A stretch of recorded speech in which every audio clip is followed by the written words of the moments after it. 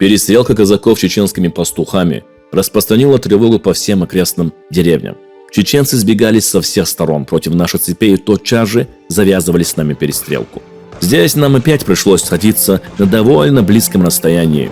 Оружейный огонь одновременно охватил колонну с 3 сторон. Фуражировка продолжалась не более часа. Если время измерять переменами, происходящими на наших глазах, то час непрерывного боя равняется целому месяцу, проведенному в мирных занятиях, а иногда году. Когда мы начали отступать, стоявшие против наших фланкеров чеченцы, все время скрывавшиеся за деревьями, смело выдвинулись из леса и так близко стали подходить к нашей цепи и поражать ее своими меткими выстрелами, что дивизионер принял это за личное оскорбление. «Тихоненько труби!» Трубач знал, что нужно разуметь под этим лаконическим приказанием. Прозвучали 3 колена великолепного кавалерийского сигнала. «Заезд повзводно налево кругом!» Еще в воздухе дрожала последняя нота этого сигнала. Как уже драгуны стояли опять фронтом к неприятелю. Чеченцы не дрогнули. Они остановились, но к лесу не подались. Дмитрий Матвеевич.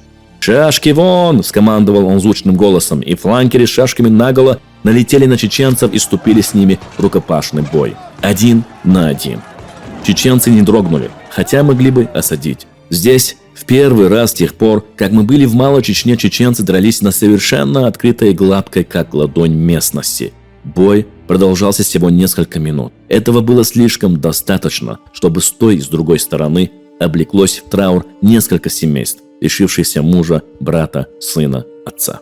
В бою между пехотой и кавалерией, если все остальные условия одинаковы, перевес всегда будет на стороне кавалерии. А здесь, в этом героическом бою, и остальные условия были не одинаковы. Кавалерия была регулярная, пехота иррегулярная. Просто жители. Несмотря на это, чеченцы удержали за собой позицию. Зато же и дрались они.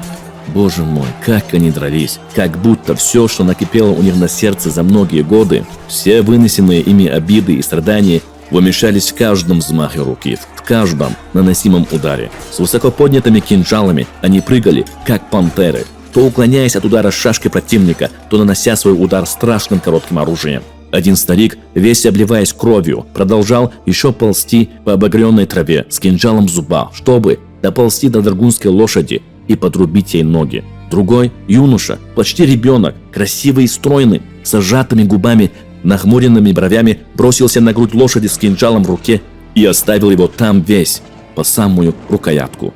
Лошадь встала на дыбы, зашаталась и вместе со своим всадником грохнулась об землю.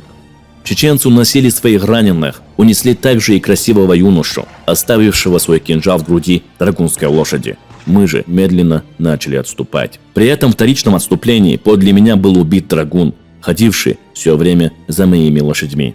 Чеченцы и теперь преследовали нас, и опять на очень близком расстоянии, но на этот раз дивизионер против воли должен был проглотить оскорбление. Юноша, заколовший кинжалом драгунскую лошадь, умер на другой день от ран холодным орудием. Он оказался сыном одного почетного и влиятельного в народе лица.